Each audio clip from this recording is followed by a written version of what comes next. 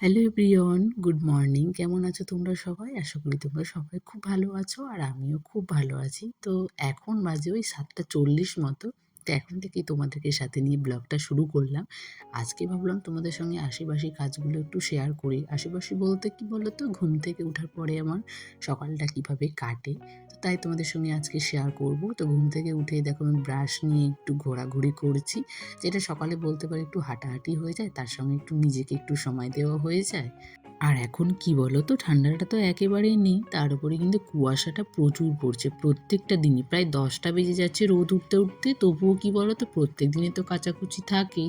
তো তাই আমি ভাবলাম যে সকালবেলা জামা কাপড়গুলো ব্রাশ করতে করতে যদি আমি ভিজিয়ে রাখি, তাহলে কিন্তু ওই 10টার সময় কেচে দেবো, রান্নাবান্না হবে তারপরে। আমি ভেবেছিলাম এইটা, তো এটা আর হয়নি। আমি জামাকাপড়গুলো ডুবিয়ে রেখেছি। আর মা কখন পুকুরে গেছে, তখন মা নিয়ে গেছে পুকুরে কেচে, তারপর পুকুর পাড়ে দিয়ে এসেছে, তাহলে শুকিয়েও যাবে। আর এখন কি বলো তো, যতই একটু দেরি করে কাচি না কেন, শুকাতে কোনো আর দেরি হয় না। এখন কিন্তু ঠিক শুকিয়ে যায়। মানে এখন আস্তে আস্তে গরমের সময় চলে আসছে। গরমের সময় কিন্তু আমরা ভালো জিনিসগুলো কিন্তু রোদে দিই না। আর যেগুলো আমরা ডেইলি ইউজ করি সেগুলো তো আরও বাইরে দিই না, কারণ রোদে না একটু পুড়ে যায়, কালারগুলো নষ্ট হয়ে যায়। এজন্য সবসময় আমি একটু ওই ছাওয়ার মধ্যে দিই, যেন রোদটা না পায়। কিন্তু ছাওয়ার মধ্যে দিলেও কিন্তু এই গরমকালে কি বলো তো, একটা শুকিয়ে যায়। এটা একটা বেশ ভালো লাগে। জামাকাপড়টা ভিজিয়ে রেখে দিলাম, তারপর নিজে একটু ফ্রেশ হয়ে গেলাম, বাসি জামাটা চেঞ্জ করলাম। তারপরে এখানে একটু চিরুনি করে নিচ্ছি। ফ্রেশ হওয়া মানে তো ওই চিরুনি করা মুখে একটু ক্রিম দেওয়া, তারপরেই তো ওই সকালের কাজগুলো শুরু করা। আর শীতকালেও যদিও আমরা কিছুটা সময় হাতে নিয়ে যদি স্কিন কেয়ারগুলো করি না, তাও মনে হচ্ছে কোনো কিছু হয় না। কিন্তু এখন এই আস্তে আস্তে যে গরমটা পুরোপুরি যতদিনে না পড়ছে না, মনে হয় কতক্ষণে এসে স্নান করলেও কিংবা সকালবেলা যদি একটু ফ্রেশ হই, তাও মনে হয় কতক্ষণে এসে ক্রিমটা মুখে লাগাবো। কারণ মুখটা এত টান টান হয়ে যায় যে তখন আমরা দিতে বাধ্য হই। আর এখানে দেখেছো সকালবেলা যে মাছগুলো, ওরা কিন্তু ওদের কাজগুলো করছে, কিন্তু অ্যাকোরিয়ামটা পরিষ্কার করার পরে এত ভালো লাগছে দেখতে, তাই ভাবি তোমাদের সঙ্গে একটু প্রতিদিনই শেয়ার করি। তো এখানে চালটাও তারপর আমি ভিজিয়ে রেখে দিলাম। আর সকালে বলতে মাম্মাম তো এখনও ঘুম থেকে ওঠেনি, তাই ভাবলাম যে ঠাকুরের থালাগুলো আমি যদি মেজে রেখে দিই, তাহলে ও স্নান করার পরে আমার আর এতটা চাপ নিতে হয় না। স্নান করার পরে কি বলো তো, পুজোটা দিয়ে দিতে পারি তাড়াহুড়ো করে।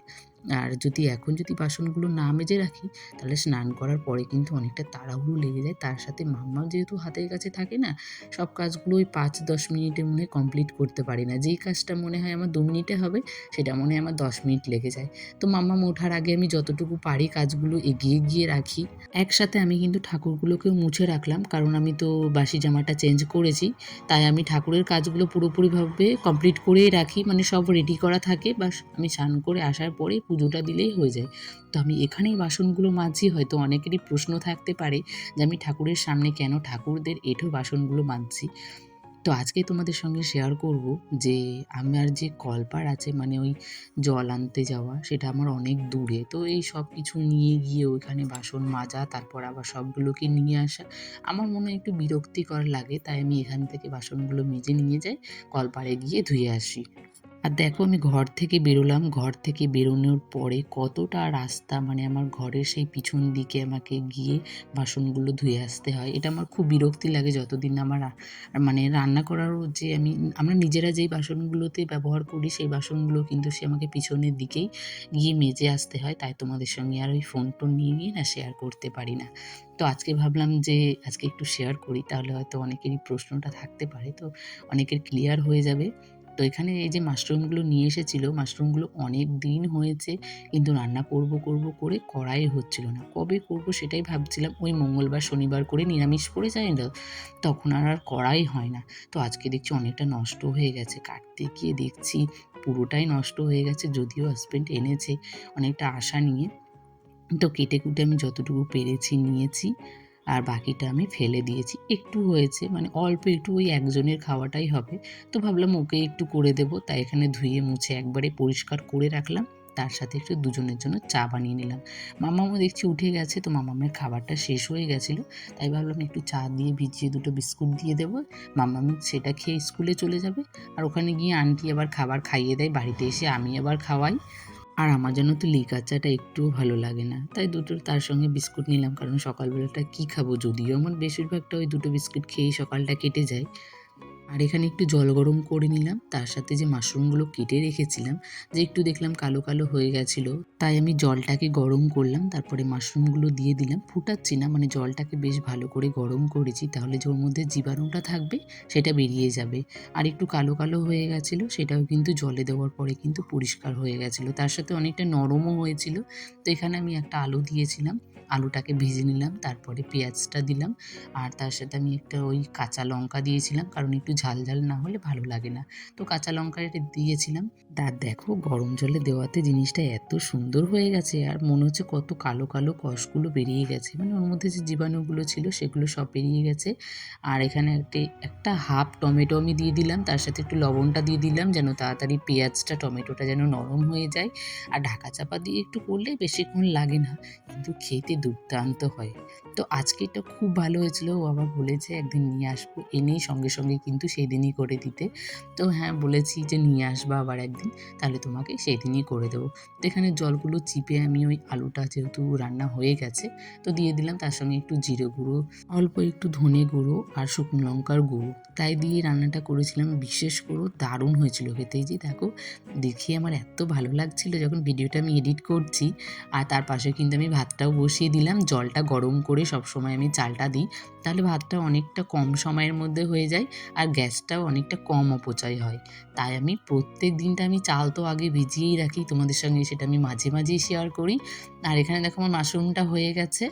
দিন আনা দিন খাই ঠিক, তবে এইভাবে যদি বুদ্ধি খাটিয়ে যদি অল্প অল্প করে কিছু জিনিস বাঁচিয়ে যদি সংসারটাকে সুন্দর করে সাজিয়ে গুছিয়ে চলাই, তাহলে কিন্তু খুব একটা ভালো সুন্দর একটা সংসার দেখা যায়। তার সাথে কিন্তু নিজেরও খুব ভালো লাগে যে অল্প কিছু জমিয়ে জমিয়ে কিন্তু আমরা নিজেদের অনেকটা শখ পূরণ করতে পারি, আর অনেক কিছু তার থেকে আমরা শিখতেও পারি। মানে জীবনে যদি কষ্টটা যদি না থাকে না, তাহলে কিন্তু আমরা বুঝতে পারি না জীবনটা কতটা কঠিন। এবার যাদের জীবনে কোনো কষ্ট নেই, তারা হয়তো ভাবে যে আমরা সবসময় ভালো।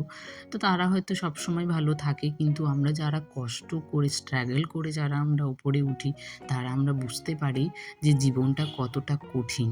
এখন তো প্রায় শীতের শেষের দিকে, টমেটোটা আমরা অনেক দিন থেকে খাচ্ছি, তবু অনেক দিন থেকে ভাবছি যে একটু টমেটোর চাটনি করব, কিন্তু করাই হচ্ছে না, কবে করব সেটাই ভাবতে পারছি না। আর কি বলো তো, সকালবেলাও যখন 10টার সময় অফিস যায় না, তার আগে এতগুলো রান্না করতে পারি না গো, যেহেতু সকালবেলা আমি অনেকটা দেরি করে ঘুম থেকে উঠি, তার সাথে কিন্তু সবগুলো রান্না আমি শেষ করতে পারি না। তো এখানেও আজকে যখন অফিস যাবে না, তাহলে আজকে রান্নাবান্নাটার এতটাও চাপ ছিল না। তো ভাবলাম যে চলো আজকেই তাহলে টমেটোর চাটনিটা একটু বানানো যাক। তার সাথে কিন্তু একটু বাদাম দিয়েছিলাম। আর এত ভালো হয়েছিল খেতে, মানে আজকে মনে হয় ১ম দিন খেলাম বলে না কি, সত্যি এত ভালো লাগছিল। এবার আমি ভেবেছি যেদিন আমাদের নিরামিষ হবে, তো সেই দিনই করব। তো এইজন্য আমি আজকে করেছিলাম। আজকে ও তো মিষ্টি জিনিস একটুও খেতে ভালোবাসে না। তো আজকে খেয়েছিল, আবার বলেছে যে যেদিন নিরামিষ রান্না হবে সেদিন একটু করতে। তো এখানে রান্নাবান্না হয়ে গেছে, খাওয়া-দাওয়া কমপ্লিট হয়ে গেছে। ও খেয়ে কোথাও হয়তো বন্ধুদের সঙ্গে একটু আড্ডা দিতে গেছে, কারণ সারা জীবন তো কাজ আমাদের সবসময় লেগেই থাকে। আর যেহেতু কয়েকটা দিন একটু অফিসের ছুটি আছে, তো এই জন্য একটু বন্ধুদের সঙ্গে আড্ডা দিতে গেছে। আর আমি বাড়িতে কাজগুলো কমপ্লিট করছিলাম। একটু রান্নাঘরটা একটু ক্লিনিং করে নিলাম। তার সাথে যে রান্নার যে জিনিসপত্রগুলো থাকে কোটাকুটি, বলতে একটা লবণের হাঁড়ি ছিল, সেটা আমি একটু মুছে নিলাম। আর তার সঙ্গে আমার ওই একটার মধ্যে যে ডাব্বাটায় থাকে, সেটাও আমি একটু মুছে নিলাম। তারপরে ও আলু সকালবেলা এনে দিয়েছিল, কিন্তু আলুগুলো রাখা হয়নি, কারণ সকালে রান্না করতে করতে বললাম না আজকে অনেকটা দেরি হয়ে গেছিলো। তো ভাবলাম যে পরে আলুটা রাখবো। তো এখানে আলুটা আমি ঝুড়ির মধ্যে রেখে দিলাম। তো ঝুড়ির তলায় আমি দুটো কুমড়ো পাতা ছিলই আমার, এর আগের দিন ডাঁটা দিয়ে রান্না করেছিলাম, তো সেটা আর ফেলা হয়নি।